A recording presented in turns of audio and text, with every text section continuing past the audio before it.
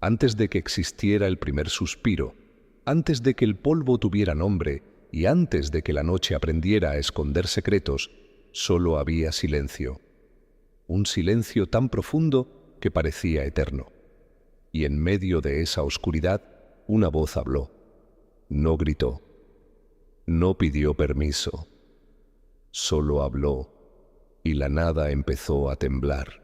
La luz apareció como una herida abierta en la sombra, y desde ese instante el universo dejó de ser vacío para convertirse en escenario. Dios separó la luz de la oscuridad, las aguas de las aguas, la tierra del abismo. Levantó cielos, encendió estrellas, llenó el mar de criaturas y puso vida sobre la tierra. Todo parecía perfecto, pero en esa perfección ya se escondía una pregunta peligrosa. ¿Qué pasaría si la criatura hecha para amar decidía desobedecer? Porque en el centro de aquel jardín no solo había árboles y ríos, había una puerta, y detrás de esa puerta el misterio del bien y del mal esperaba en silencio. Adán y Eva fueron puestos en el Edén como si fueran los primeros guardianes de una creación recién nacida. No conocían la vergüenza, no conocían el miedo, no conocían la muerte. Caminaban bajo la mirada de Dios, como quien camina dentro de un sueño limpio. Pero entonces apareció la serpiente, astuta, fría, con una pregunta que parecía simple, pero llevaba veneno por dentro. No atacó con fuerza, atacó con duda. Y la duda, cuando entra al corazón, puede abrir grietas más grandes que cualquier espada. Eva miró el fruto. Adán también. Y en ese instante el mundo entero pareció contener la respiración. Comieron. No porque tuvieran hambre de comida, sino porque tenían hambre de ser más de lo que eran. Y cuando sus ojos se abrieron, no encontraron gloria, encontraron miedo. Se escondieron de Dios entre los árboles, como si las hojas pudieran cubrir lo que ya estaba roto por dentro. Si quieres seguir descubriendo los secretos que nadie se atreve a contar, suscríbete. Aquí apenas estamos abriendo la primera puerta de esta historia oscura. Dios los llamó, no porque no supiera dónde estaban, sino porque quería que ellos entendieran en qué se habían convertido. La inocencia había caído, y con ella entró algo que nadie había visto antes: el dolor. La tierra fue marcada, el trabajo se volvió pesado, el parto se llenó de sufrimiento, y el camino de regreso al jardín quedó cerrado. Unos querubines, seres poderosos al servicio de Dios, guardaron la entrada con una espada de fuego. El Edén seguía ahí, pero ya no era hogar. Ahora era recuerdo. Fuera del jardín, la humanidad empezó a crecer, pero la sombra también creció con ella. Caín y Abel, los primeros hijos, levantaron ofrendas ante Dios. Abel ofreció lo mejor de su rebaño. Caín ofreció frutos de la tierra, pero su corazón estaba torcido. Cuando Dios miró con agrado a Abel, Caín no escuchó advertencia ni consejo. Dejó que la envidia se le metiera como humo negro. Y entonces el primer hermano se levantó contra el otro. La tierra bebió la primera culpa humana, y el eco de esa tragedia nunca se apagó. Dios preguntó a Caín por Abel, y Caín respondió con frialdad. Pero la tierra ya hablaba. El pecado no podía esconderse para siempre. Caín fue condenado a caminar errante, marcado para que nadie lo destruyera, pero también para que todos supieran que la violencia había abierto una herida en la historia. La civilización comenzó a levantarse con ciudades, herramientas, música y fuerza, pero debajo de todo eso corría una corriente oscura. El ser humano podía crear belleza, sí, pero también podía multiplicar el miedo.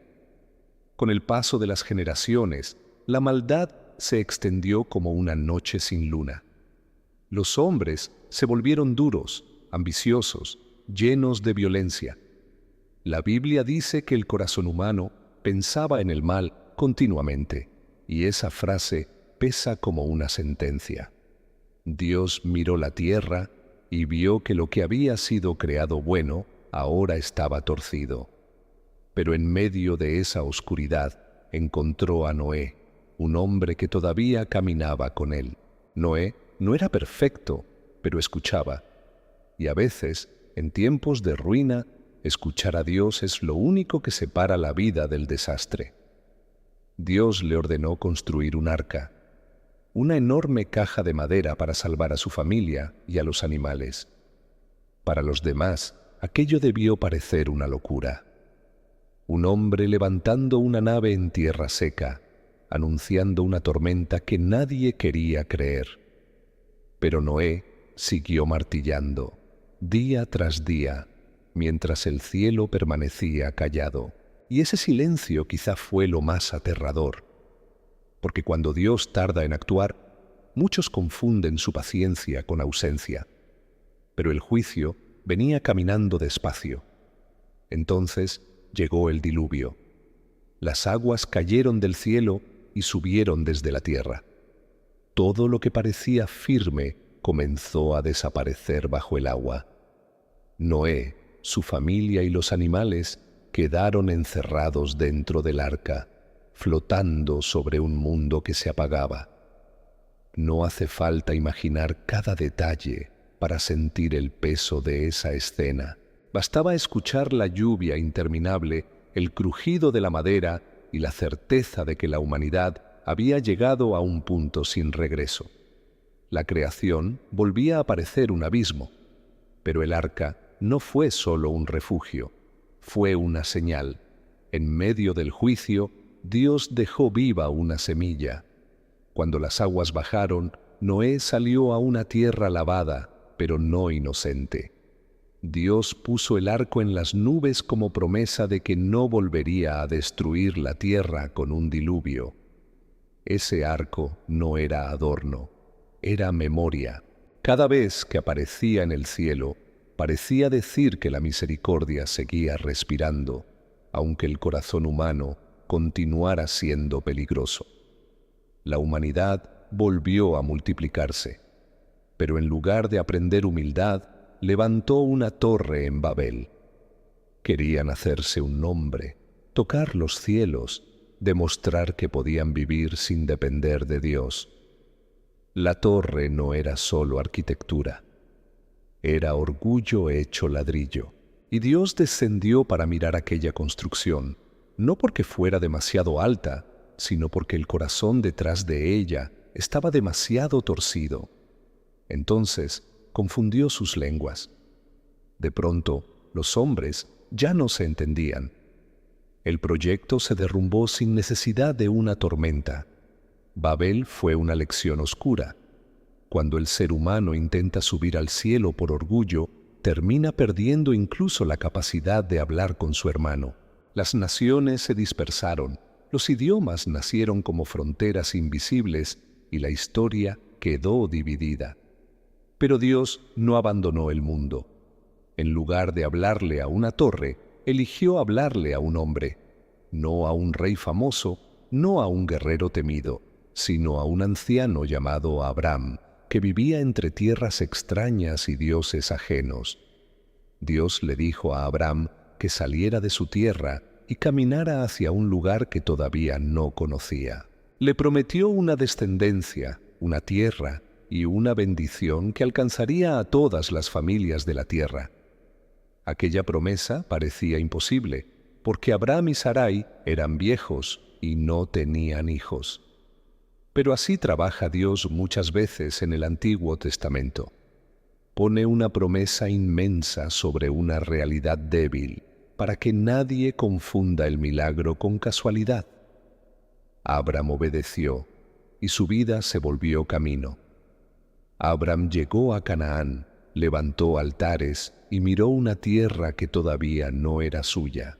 Hubo hambre, peligro, miedo y decisiones equivocadas. La fe de Abraham no fue una estatua perfecta, fue una lámpara temblando en medio del viento. Dios cambió su nombre a Abraham, que significa padre de muchos, y a Sarai la llamó Sara, pero el hijo prometido tardaba. Y cuando una promesa tarda demasiado, el corazón humano suele inventar atajos. Así nació Ismael, hijo de Agar, en una historia llena de dolor familiar y consecuencias difíciles. Pero Dios no olvidó su palabra. Visitó a Abraham y Sara cuando la risa ya parecía la única respuesta posible. Sara se rió al escuchar que tendría un hijo en su vejez, y esa risa se convirtió en nombre: Isaac. El niño de la promesa llegó cuando todo parecía cerrado.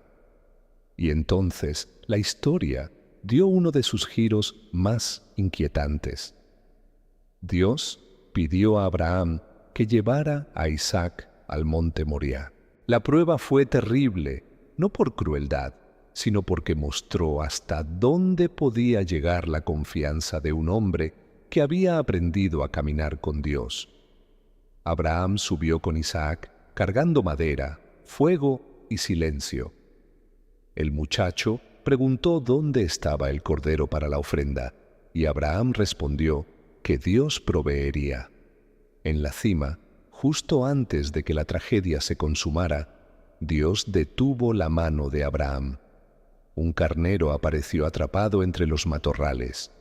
Isaac vivió. La promesa siguió viva. Y en ese monte quedó grabada una verdad que volvería una y otra vez. Dios no estaba pidiendo la destrucción del hijo. Estaba revelando que Él mismo daría lo necesario cuando el ser humano no tuviera salida. Isaac creció, se casó con Rebeca, y de ellos nacieron 2 hijos que pelearon incluso antes de nacer: Esaú y Jacob. Esaú era hombre de campo, fuerte, impulsivo. Jacob era más callado, más astuto, siempre mirando la oportunidad. La bendición familiar, esa palabra que marcaba destino y herencia, terminó en medio de engaños. Jacob se disfrazó, mintió a su padre ciego y recibió lo que Esaú esperaba. Pero robar una bendición no significa escapar de las consecuencias. Jacob tuvo que huir, dejando atrás la casa y cargando el peso de su propio engaño. En su huida, Jacob durmió sobre una piedra y soñó con una escalera que unía la tierra con el cielo. Ángeles subían y bajaban, y Dios le habló en medio de la noche. Aquel hombre tramposo recibió una promesa, no porque mereciera todo, sino porque Dios estaba obrando algo más grande que sus fallas. Jacob llamó a ese lugar Betel, casa de Dios, y así, en la oscuridad del camino, descubrió que el cielo no estaba tan lejos como parecía. A veces Dios se revela justo cuando el fugitivo cree que todo terminó. Jacob llegó a la casa de Labán, y ahí el engañador fue engañado. Trabajó por Raquel, la mujer que amaba, pero recibió primero a Lea. Después tuvo que trabajar más. Sus hijos nacieron entre rivalidades, celos y heridas familiares. De esas mujeres y esos hijos surgirían las tribus de Israel, pero el origen no fue limpio ni sencillo. Fue una casa llena de tensiones, una familia quebrada que Dios decidió convertir en pueblo. Esa es una de las revelaciones más extrañas del Antiguo Testamento. Dios no siempre empieza con familias perfectas, sino con familias heridas. Jacob volvió a encontrarse con Esaú, pero antes de verlo tuvo una lucha en la noche. Peleó con un ser misterioso hasta el amanecer. No era una pelea común. Era como si Jacob tuviera que enfrentar toda su vida en una sola oscuridad. Al final recibió un nuevo nombre: Israel, que significa algo parecido a luchar con Dios. Cojeó desde entonces, marcado por aquel encuentro. El hombre que había engañado para conseguir una bendición terminó bendecido, pero herido, porque algunas bendiciones no te dejan igual, te cambian la forma de caminar. De los hijos de Jacob, José fue el más amado por su padre, y eso encendió la envidia de sus hermanos. Tenía sueños donde veía a su familia inclinándose ante él, y esos sueños sonaban como arrogancia en oídos llenos de resentimiento. Sus hermanos lo vendieron, y José terminó en Egipto, lejos de casa, lejos de su padre, lejos de todo lo que conocía. La túnica especial que le había dado Jacob quedó manchada como falsa prueba de una desgracia, y así una mentira familiar abrió la puerta a uno de los planes más sorprendentes de Dios. José pasó de esclavo a prisionero. Fue acusado injustamente y olvidado en una cárcel. Pero incluso ahí, su don para interpretar sueños no murió. En Egipto, el faraón tuvo sueños inquietantes: vacas flacas devorando vacas gordas, espigas secas consumiendo espigas llenas. Nadie podía explicar el mensaje. José fue llamado y con calma reveló que venían años de abundancia y luego años de hambre. El faraón lo puso como gobernador. El muchacho vendido por sus hermanos terminó administrando la supervivencia de una nación. Cuando el hambre llegó, los hermanos de José viajaron a Egipto buscando alimento. No lo reconocieron, pero José sí lo reconoció. Ese momento debió sentirse como una puerta abierta hacia la venganza. Podía destruirlos con una palabra. Podía hacerlos pagar por cada noche de abandono. Pero José vio algo más profundo. Después de probarlos y ver el dolor que cargaban, se rebeló. Lloró. Les dijo que lo que ellos habían hecho con mala intención, Dios lo había usado para preservar la vida. Esa frase atraviesa la historia como una luz en medio de la traición. Jacob bajó a Egipto con toda su familia. Allí fueron recibidos, protegidos, alimentados. Pero el refugio de una generación puede convertirse en prisión para la siguiente. Con el tiempo, los descendientes de Israel crecieron demasiado, y un nuevo faraón que no recordaba a José los vio como amenaza. Los hebreos fueron oprimidos, obligados a trabajar, tratados como si su vida solo valiera por los ladrillos que levantaban. Egipto, que alguna vez fue salvación, se transformó en casa de cadenas. Y desde esas cadenas el pueblo empezó a clamar. Dios escuchó. Esa es una de las frases más poderosas de toda la historia. Dios escuchó el llanto de los esclavos y recordó su pacto, es decir, su promesa firme con Abraham, Isaac y Jacob. Entonces apareció Moisés. Nació bajo amenaza, fue escondido por su madre y colocado en una canasta sobre el río. La hija del faraón lo encontró y lo crió dentro del palacio. El niño hebreo que debía morir creció en la casa del hombre que temía a los hebreos. La ironía de Dios suele ser más fina que cualquier estrategia humana. Moisés creció entre dos mundos. Tenía educación de príncipe, pero sangre de esclavo. Un día, al ver la opresión de su pueblo, actuó con furia y tuvo que huir al desierto. Ahí pasó años como pastor, lejos del poder, lejos de Egipto, lejos de su identidad rota. Pero el desierto no era abandono, era preparación. Un día vio una zarza ardiendo que no se consumía. Se acercó y Dios le habló desde el fuego. Le dijo que se quitara las sandalias porque el lugar era santo, es decir, separado para algo sagrado. Dios le reveló su nombre a Moisés. Yo soy. No un Dios local, no una estatua, no una fuerza pequeña, el Dios que existe por sí mismo.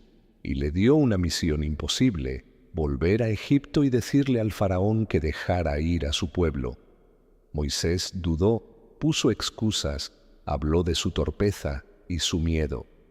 Pero Dios no buscaba un héroe confiado.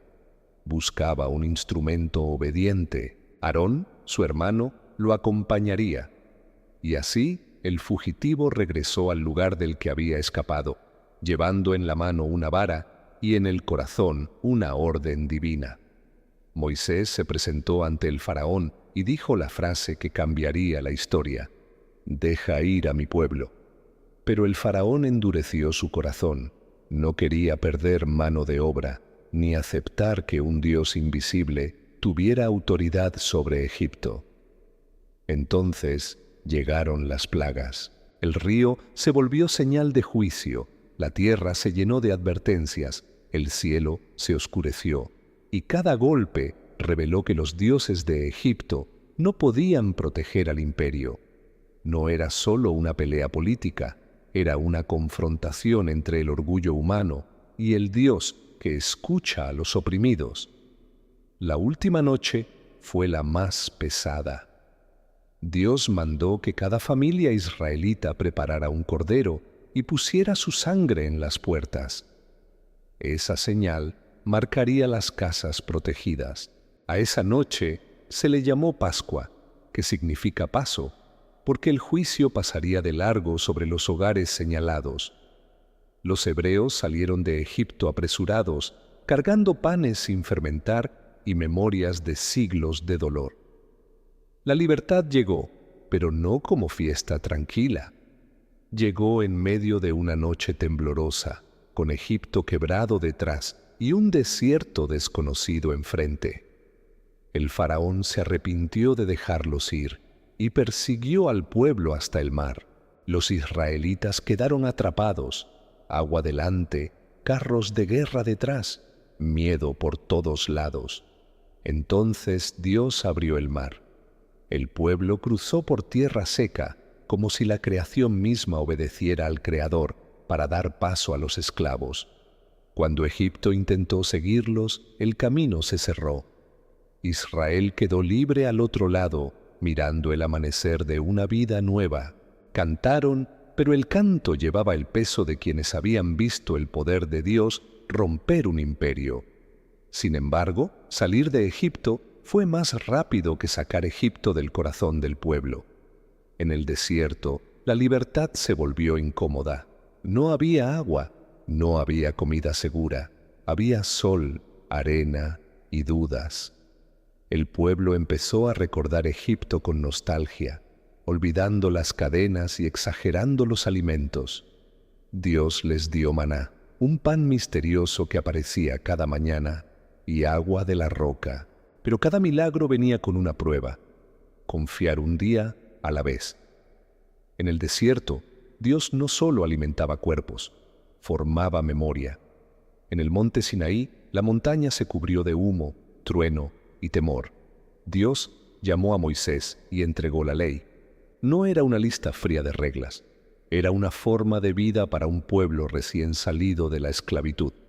Les enseñaba a amar a Dios, respetar al prójimo, cuidar al débil, honrar la verdad y no vivir como Egipto. Los 10 mandamientos fueron como piedras encendidas en medio de una humanidad perdida. Pero mientras Moisés estaba en la montaña, el pueblo abajo se impacientó y pidió un Dios que pudiera ver. Hicieron un becerro de oro, una imagen brillante, fácil de mirar, fácil de controlar. Y eso fue lo aterrador. Después de haber visto el mar abrirse, quisieron reducir a Dios a una figura de metal. Moisés bajó y encontró al pueblo celebrando su propia traición. Rompió las tablas de la ley como señal de que el pacto también había sido roto, pero intercedió por ellos, es decir, rogó a Dios por el pueblo. Y Dios, aunque juzgó la rebelión, no los abandonó. La misericordia volvió a sostener lo que la infidelidad había quebrado. Dios mandó construir el tabernáculo, una tienda sagrada donde su presencia estaría en medio del campamento. No era porque Dios necesitara una casa, era porque el pueblo necesitaba recordar que no caminaba solo. Cada detalle, cada cortina, cada lámpara, cada aroma, hablaba de un Dios cercano pero santo. La presencia divina no era un adorno espiritual, era una realidad peligrosa y hermosa. Israel avanzaba por el desierto con una nube de día y fuego de noche, guiado por algo que ningún ejército podía fabricar. Pero el camino a la tierra prometida no fue directo. Cuando llegaron cerca de Canaán, Moisés envió espías. La tierra era fértil, sí, pero sus ciudades parecían enormes y sus habitantes intimidantes. 10 espías sembraron miedo. Solo Josué y Caleb creyeron que Dios podía cumplir su promesa. El pueblo eligió el pánico, y por esa incredulidad, una generación quedó condenada a vagar 40 años. La tierra estaba cerca, pero el corazón estaba lejos. A veces la distancia más peligrosa no está en el mapa, sino en la falta de confianza. Durante esos años, el desierto se volvió escuela y tumba. Hubo quejas, serpientes, rebeliones y cansancio. Moisés, el gran líder, también falló. En un momento de enojo golpeó la roca cuando Dios le había dicho que hablara. Por eso no entraría a la tierra prometida. La escena es dura. El hombre que enfrentó al faraón, que subió al Sinaí, que cargó al pueblo en oración, solo pudo ver la tierra desde lejos. Murió antes de entrar, no como fracaso total, sino como recordatorio de que nadie, ni siquiera los más grandes, está por encima de Dios. Josué tomó el liderazgo, cruzaron el Jordán y entraron a Canaán. La primera gran señal fue Jericó, ciudad cerrada y fuerte. Dios no les dio una estrategia común. Les ordenó marchar alrededor de la ciudad en silencio, día tras día, hasta que al final sonaron las trompetas y los muros cayeron. La conquista de Canaán es una parte difícil y seria de la historia, marcada por juicio, guerra y obediencia. Pero el mensaje central era claro para Israel. La tierra no se ganaba por fuerza humana, sino por la mano de Dios. Aún así, el pueblo no permaneció fiel. Después de Josué vino el tiempo de los jueces. No eran jueces como los de un tribunal moderno, sino líderes levantados para rescatar a Israel cuando caía en opresión. El patrón se repetía como una maldición. El pueblo olvidaba a Dios, caía en manos enemigas, clamaba y Dios enviaba un libertador. Otoniel, Débora, Gedeón, Jefté, Sansón. Cada historia mostraba poder, pero también fragilidad. Israel sobrevivía, pero su corazón parecía una puerta que se abría y se cerraba a la oscuridad. Gedeón era temeroso, escondido, inseguro. Dios lo llamó guerrero valiente cuando él no se sentía así. Le redujo el ejército hasta dejarlo con muy pocos hombres para que la victoria no pudiera explicarse por números. Sansón, en cambio, nació con una fuerza extraordinaria, pero su corazón era impulsivo y vulnerable. Su historia parece una advertencia. Tener dones grandes no significa tener un alma firme. Al final, su fuerza volvió en un último acto, pero su vida quedó marcada por decisiones que lo fueron encerrando poco a poco. En esos días, la Biblia repite una frase sombría: cada quien hacía lo que bien le parecía. Esa frase resume un mundo sin dirección, donde la libertad se confundió con desorden. Y en medio de ese caos aparece una historia pequeña, casi silenciosa. Ruth, una mujer extranjera, viuda, pobre, que decide quedarse con Noemí, su suegra. Su lealtad se vuelve luz en una época oscura. Ruth recoge espigas en los campos de Booz, y de esa historia humilde nacerá una línea familiar que llevará hasta David.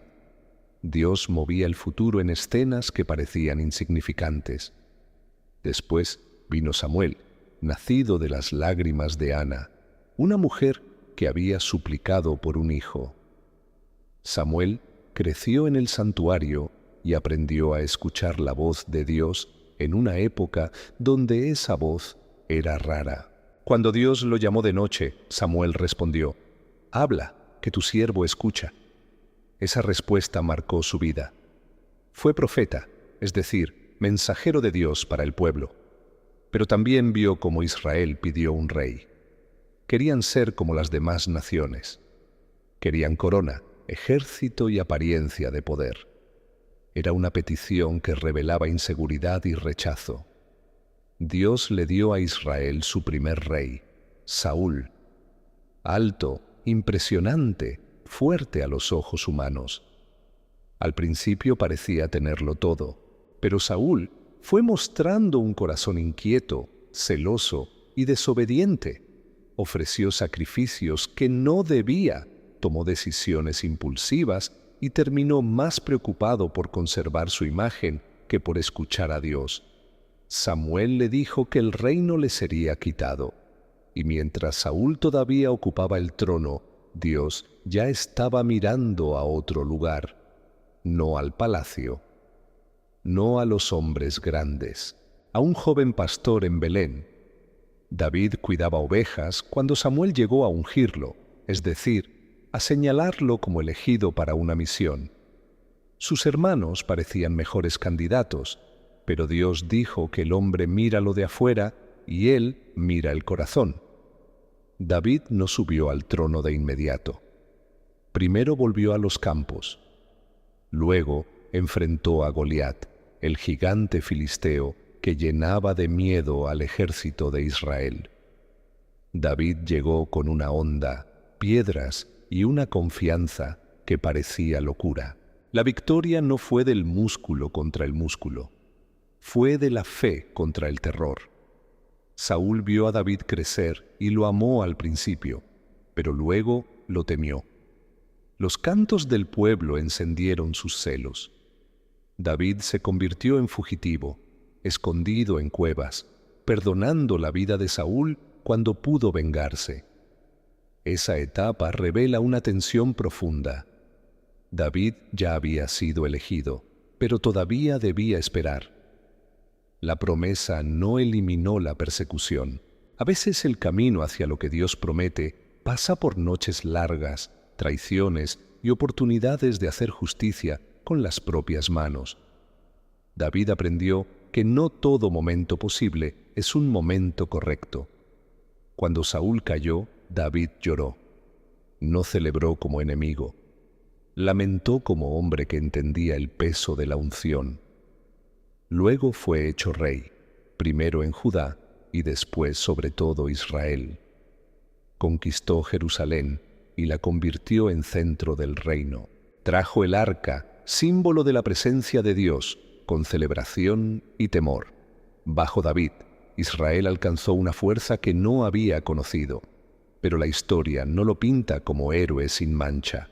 El Antiguo Testamento no es propaganda de reyes, es espejo. Y en ese espejo, incluso David aparece con grietas profundas. David cayó en pecado con Betsabé y mandó colocar a Urías, su esposo, en una posición mortal durante la batalla. El profeta Natán lo confrontó con una historia sencilla que abrió la verdad como cuchillo. David reconoció su culpa, pero las consecuencias entraron a su casa como una sombra persistente. Su familia se quebró con conflictos, ambiciones y dolor. El rey amado por Dios descubrió que el arrepentimiento puede traer perdón, pero no siempre borra las consecuencias terrenales. La gracia no convierte el mal en algo pequeño. Aún así, Dios hizo una promesa a David. De su descendencia vendría un reino con futuro eterno. Esa promesa se volvió una brasa guardada en la memoria de Israel. David quiso construir un templo, una casa para Dios, pero no sería él quien lo haría. Su hijo Salomón recibiría esa tarea. David murió dejando canciones, victorias, errores y una esperanza más grande que su propia vida. Su historia es incómoda porque mezcla luz y sombra, y tal vez por eso se siente tan humana. un hombre conforme al corazón de Dios, pero no libre de caer. Salomón subió al trono y pidió sabiduría. Dios le concedió una mente profunda, fama y riqueza. Bajo su reinado, Israel vivió esplendor. Construyó el templo en Jerusalén, una obra majestuosa, donde la presencia de Dios llenó el lugar como nube. El pueblo se postró, porque entendió que no estaba inaugurando solo un edificio. Estaba marcando el centro espiritual de su historia. Pero Salomón, el sabio, también fue seducido por alianzas, riquezas y amores que desviaron su corazón. La sabiduría sin obediencia puede volverse un palacio vacío. Al final, el reino de Salomón quedó brillante por fuera y fracturado por dentro. Después de su muerte, su hijo Roboam escuchó malos consejos y respondió con dureza al pueblo. El reino se dividió en dos, Israel al norte y Judá al sur. La nación que había salido de Egipto como un solo pueblo, ahora quedaba partida. 10 tribus siguieron a Jeroboam en el norte y Judá quedó con la línea de David. La división fue más que política, fue una grieta espiritual. Y por esa grieta empezaron a entrar ídolos, violencia y olvido. El reino del norte levantó becerros de oro para evitar que la gente fuera a adorar en Jerusalén. Era una decisión política disfrazada de religión. El pueblo volvió a caer en la vieja tentación, hacer visible y manejable lo que debía recibir con reverencia. Reyes iban y venían, muchos de ellos alejados de Dios. En Judá hubo algunos reyes fieles, pero también otros que copiaron la oscuridad del norte. La historia se volvió una sucesión de tronos inestables, profetas ignorados y advertencias que chocaban contra corazones cerrados. Entonces aparecieron Elías y Eliseo, profetas que parecían caminar entre el fuego y el misterio. Elías enfrentó al rey Acab y a Jezabel, una reina ligada al culto de Baal, un dios de tormenta y fertilidad, adorado por pueblos vecinos. En el monte Carmelo, Elías desafió a los profetas de Baal. El pueblo debía decidir a quién seguir. Cuando Dios respondió con fuego, quedó claro que no se trataba de espectáculo, sino de revelación. Pero incluso después de ver fuego del cielo, Elías terminó huyendo, agotado y solo. En una cueva, Elías esperó a Dios. Hubo viento, terremoto y fuego, pero Dios no se manifestó en esas fuerzas. Luego vino una voz suave, casi un susurro. Esa escena rompe muchas ideas. Dios puede hablar en el monte que tiembla, pero también en el silencio que apenas se oye. Elías necesitaba entender que no todo estaba perdido, aunque él se sintiera como el último fiel. Dios todavía tenía un remanente, un grupo pequeño que no se había rendido ante los ídolos. En tiempos oscuros, la esperanza a veces sobrevive en minoría. Eliseo recibió el manto de Elías y continuó su misión. Su historia está llena de señales extrañas: aceite que se multiplica, agua sanada, alimento compartido, un extranjero llamado Naamán, curado, después de obedecer una instrucción sencilla. Estos relatos muestran que Dios no estaba limitado al templo ni a las fronteras de Israel. Podía tocar a viudas, soldados extranjeros y personas invisibles para los poderosos.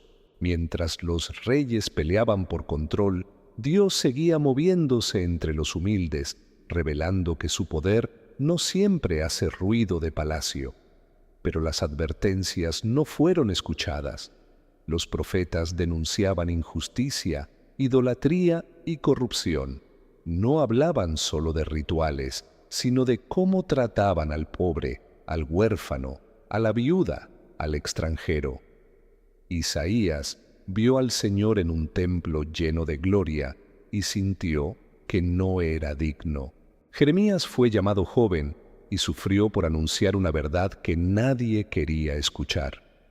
Amós, un hombre sencillo del campo, habló contra los ricos que aplastaban a los débiles.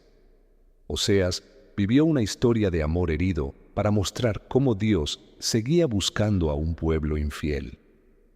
Los profetas no eran adivinos para satisfacer curiosidad. Eran voces incómodas. Revelaban el corazón de Dios y desnudaban el corazón del pueblo. Decían que el culto sin justicia era vacío, que las canciones no podían tapar la crueldad, que los sacrificios no servían si la vida diaria estaba llena de abuso. Sus palabras ardían porque mezclaban juicio y esperanza. Anunciaban caída, sí, pero también hablaban de restauración, como si después de la noche más larga todavía quedara una promesa respirando debajo de las ruinas. El reino del norte cayó primero. Asiria, un imperio brutal y temido, arrasó con Israel y dispersó a su gente. Las 10 tribus se perdieron entre naciones y la tierra quedó marcada por el exilio.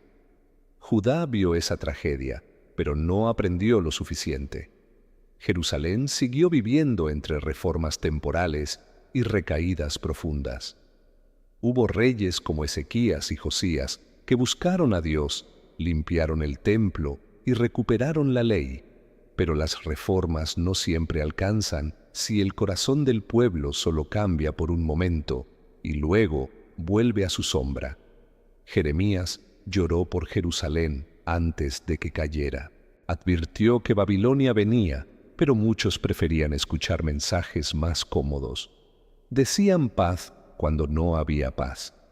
Creían que el templo los hacía intocables, como si un edificio pudiera proteger a una nación que había olvidado la justicia. Entonces llegó Nabucodonosor, rey de Babilonia. Jerusalén fue sitiada, el templo destruido, los tesoros llevados, la gente deportada.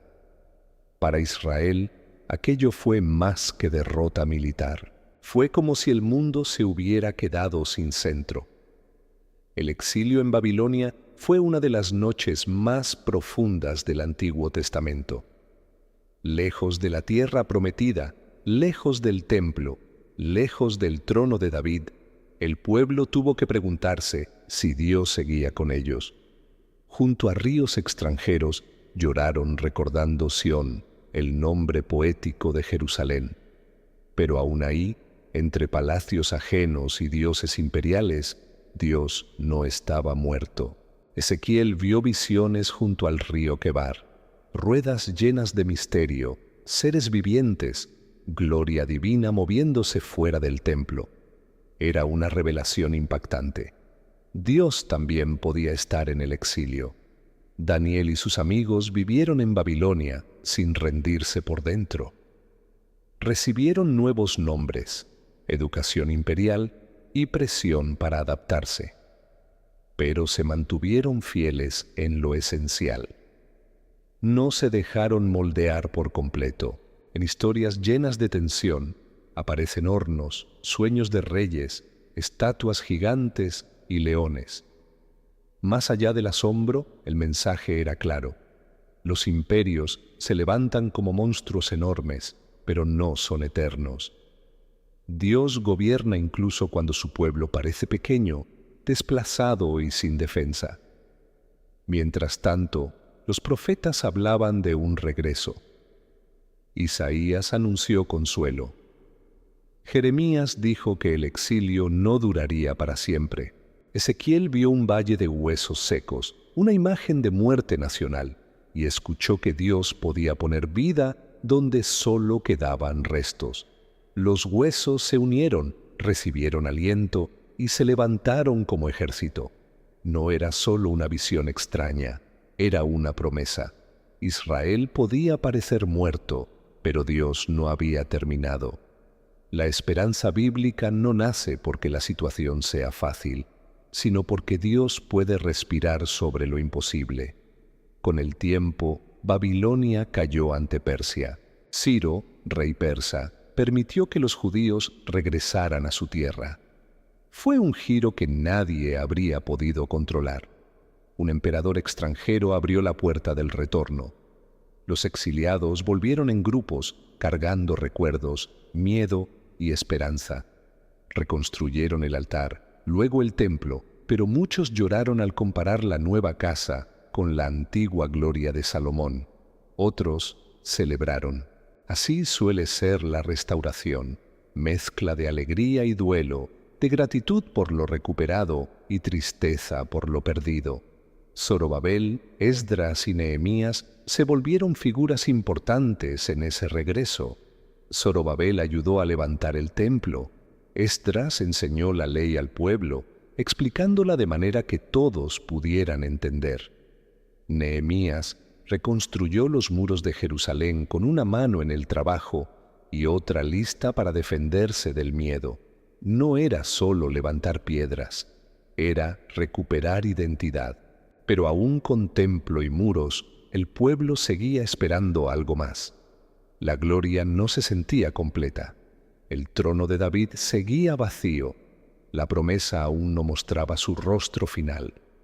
En ese mismo mundo de imperios aparece Esther, una joven judía en Persia que llegó a ser reina sin que todos supieran su origen. Cuando su pueblo fue amenazado por un plan de destrucción, Esther tuvo que decidir si guardaba silencio o arriesgaba su posición. Mardoqueo le dijo que quizá había llegado al reino para un momento como ese. Esther entró ante el rey con miedo, pero también con valentía.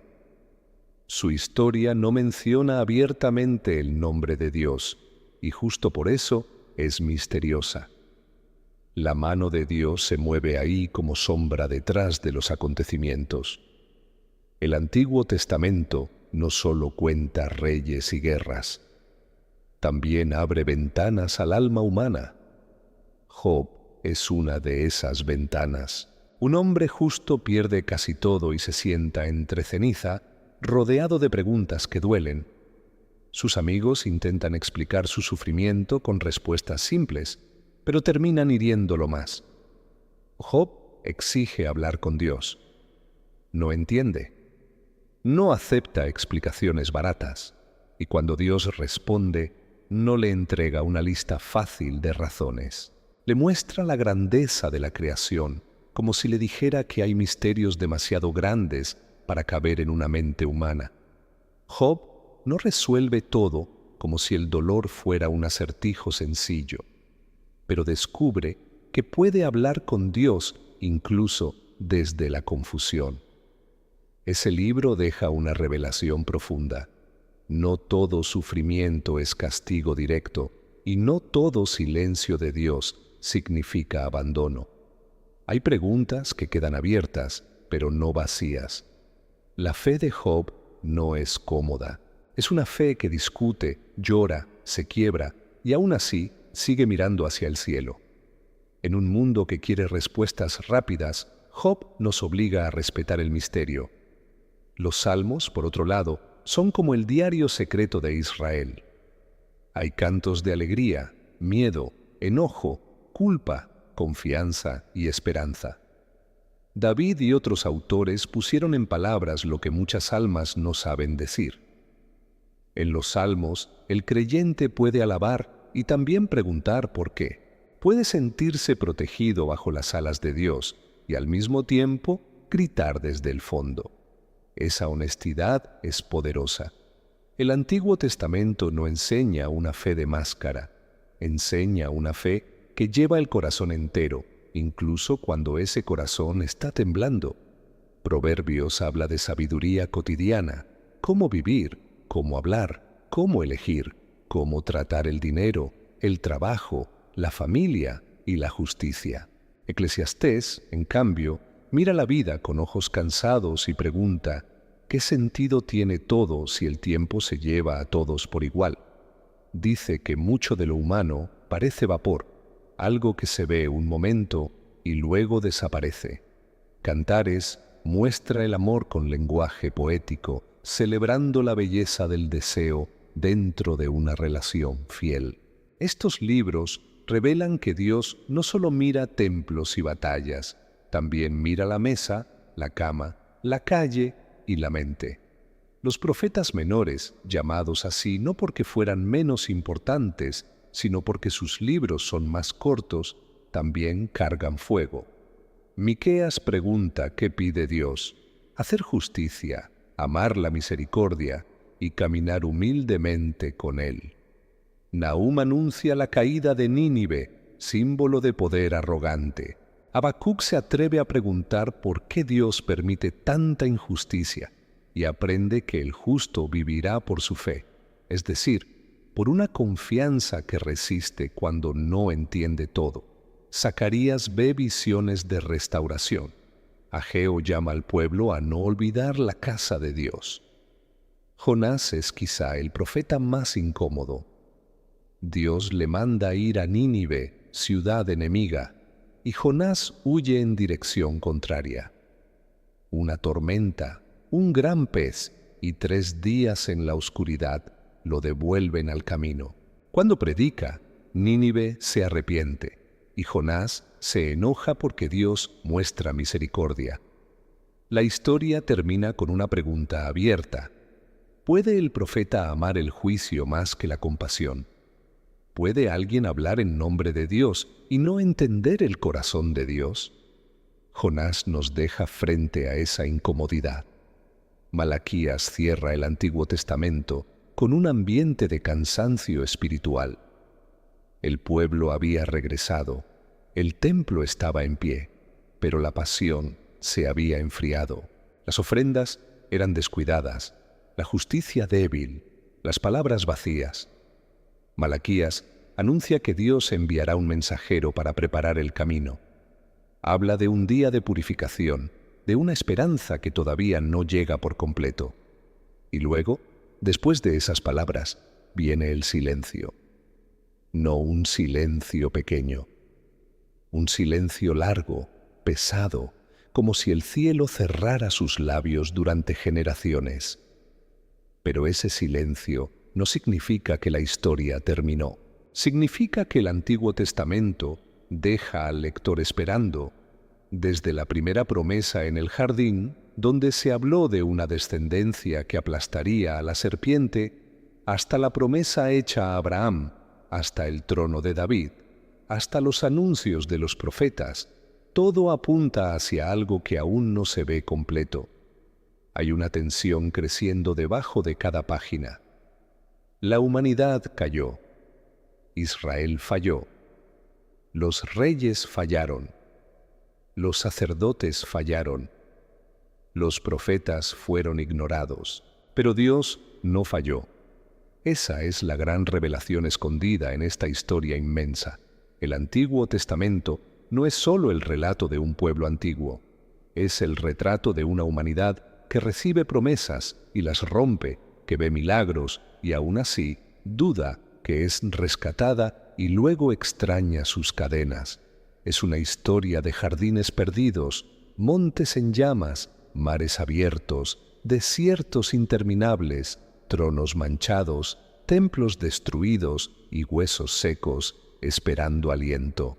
Pero también es la historia de un Dios que sigue buscando, llamando, corrigiendo y prometiendo. Cada personaje carga una sombra.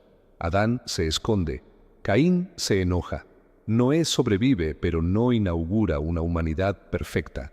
Abraham cree y duda, Jacob lucha y cojea. José perdona lo imperdonable, Moisés obedece con miedo, David canta y cae. Salomón piensa con sabiduría, pero se pierde en su abundancia. Israel promete fidelidad y vuelve a los ídolos. Los profetas hablan y casi nadie escucha. Si la Biblia ocultara esas fallas, sería una leyenda limpia, pero las muestra porque la verdad no necesita maquillaje. Y aún así, en medio de tanta oscuridad, siempre aparece una chispa, un arca sobre las aguas, un carnero en el monte, un bebé en una canasta, un mar abierto, pan en el desierto, una voz suave en la cueva, una viuda protegida, un rey pastor, un remanente fiel, un decreto de regreso, un muro reconstruido, una promesa que no se apaga. El Antiguo Testamento enseña que la esperanza no siempre llega como amanecer inmediato. A veces llega como una brasa pequeña que sobrevive bajo cenizas. También revela algo inquietante sobre el poder. Faraón, Babel, Asiria, Babilonia, Persia. Todos parecen invencibles en su momento. Todos levantan monumentos, ejércitos, leyes y amenazas. Pero todos pasan. El poder humano grita, pero no dura. Dios, en cambio, muchas veces trabaja en silencio, con pastores, mujeres estériles, esclavos, extranjeros, jóvenes temerosos y profetas rechazados. Esa es la inversión oscura y hermosa de la historia bíblica. Lo que parece débil puede cargar el futuro, y lo que parece eterno puede caer en una sola noche. El misterio más grande quizá no sea la caída de imperios, sino la paciencia de Dios. Una y otra vez el pueblo falla, y una y otra vez Dios advierte antes de juzgar. Envía mensajeros, abre caminos, recuerda promesas. Incluso cuando disciplina, deja una puerta. Incluso cuando el templo cae, habla en el exilio. Incluso cuando la tierra se pierde, promete regreso. Esta paciencia no es debilidad, es una fuerza profunda, una misericordia que no se apresura, pero tampoco se deja engañar. Dios no ignora la maldad, la enfrenta sin abandonar su plan. Por eso el Antiguo Testamento se siente tan vivo. No es una colección de cuentos antiguos para dormir tranquilos. Es una biblioteca de fuego. En sus páginas hay consuelo, pero también advertencia. Hay belleza, pero también ruina. Hay milagros, pero también esperas largas. Nos recuerda que la fe no siempre camina por caminos iluminados. A veces camina por desiertos, cuevas, exilios y noches donde solo queda una promesa. Pero si esa promesa viene de Dios, puede sostener a un pueblo entero durante siglos. Cuando todo parece perdido, Dios suele estar preparando la siguiente escena. Cuando José está en la cárcel, Egipto todavía no sabe que su Salvador está encerrado. Cuando Moisés cuida ovejas, el faraón no sabe que el libertador respira en el desierto.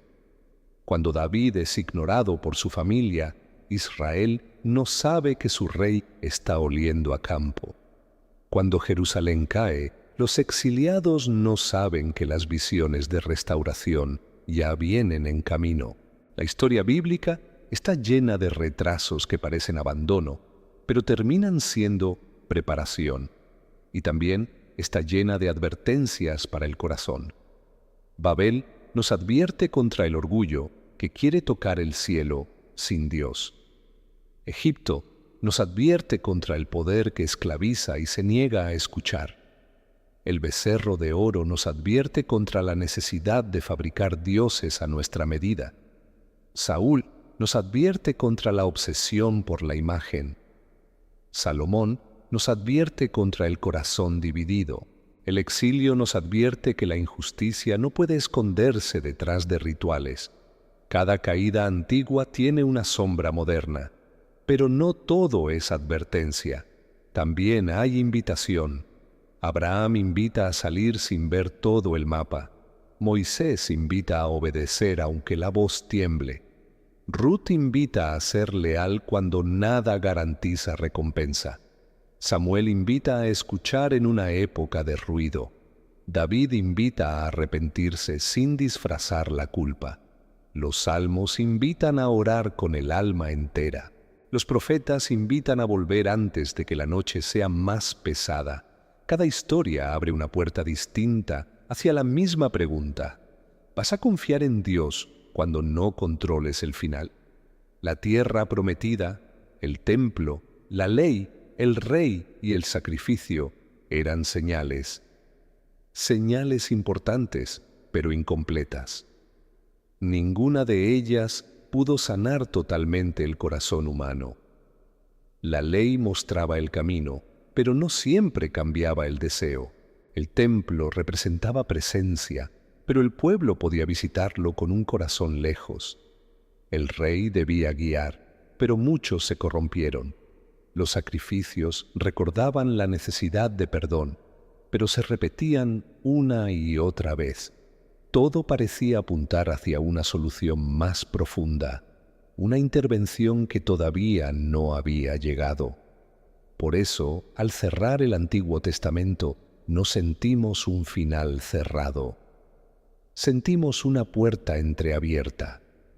La serpiente del jardín aún no ha sido vencida por completo. La promesa a Abraham todavía espera alcanzar a todas las naciones de una forma plena. El trono de David está sin rey visible. El templo reconstruido no tiene la gloria antigua. Los profetas dejaron palabras que tiemblan en el aire, y el pueblo vive entre memoria y expectativa. Es como si toda la historia estuviera conteniendo la respiración, esperando que alguien aparezca en el horizonte. Ese es el poder de esta primera gran parte de la Biblia. Nos muestra el origen de las heridas, pero también el origen de las promesas. Nos muestra que el mal no empezó como accidente, sino como rebelión.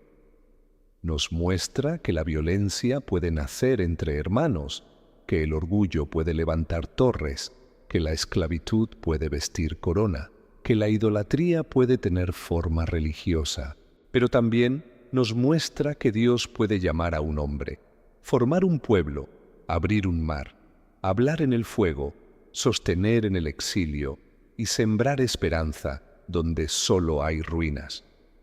Si miramos con atención, cada misterio del Antiguo Testamento tiene una doble cara. El jardín perdido duele, pero anuncia que Dios buscará al ser humano escondido. El diluvio asusta, pero el arca revela salvación. Babel divide, pero anticipa que algún día las naciones también serán alcanzadas. El sacrificio de Isaac inquieta, pero muestra provisión. El éxodo revela juicio, pero también libertad. El desierto desnuda el corazón, pero enseña dependencia. El exilio rompe, pero prepara una fe que puede sobrevivir lejos de casa. La Biblia no nos pide admirar a sus personajes como si fueran intocables, nos pide mirar a través de ellos, a través de sus decisiones, sus miedos, sus errores y sus momentos de fe, aparece algo más grande, la fidelidad de Dios. Esa palabra significa que Dios permanece firme aunque otros se tambaleen. No es terquedad ciega, es amor con memoria.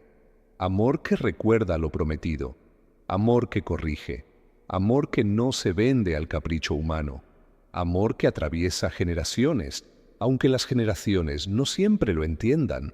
Y quizá por eso esta historia sigue incomodando, porque no permite que el espectador se quede afuera como si mirara ruinas antiguas. Nos obliga a preguntar ¿dónde está nuestro Egipto? ¿Qué ídolos hemos fabricado? ¿Qué promesas hemos puesto en duda? ¿Qué voces proféticas hemos ignorado? ¿Qué torres levantamos para hacernos un nombre? El Antiguo Testamento no es solo pasado, es espejo oscuro. Y cuando uno se asoma demasiado, puede reconocer su propio rostro entre el polvo de Israel, pero también nos deja una esperanza que no depende de que el rostro sea perfecto. Si Dios pudo trabajar con Abraham, Jacob, Moisés, David, Jeremías, Esther y tantos otros, entonces la historia no se construye solo con personas fuertes. Se construye con personas llamadas, quebradas, corregidas y sostenidas. La oscuridad no desaparece de inmediato, pero tampoco reina sin límite. En cada generación, Dios deja una señal, a veces visible como fuego, a veces silenciosa como una voz en la noche, a veces pequeña como un niño nacido cuando todo parecía imposible. Así termina el recorrido del Antiguo Testamento, no con un grito, sino con una espera cargada de memoria. El jardín quedó atrás, pero la promesa sigue adelante. Egipto quedó atrás, pero la libertad debe aprenderse cada día. Jerusalén fue destruida y reconstruida, pero todavía espera una gloria mayor.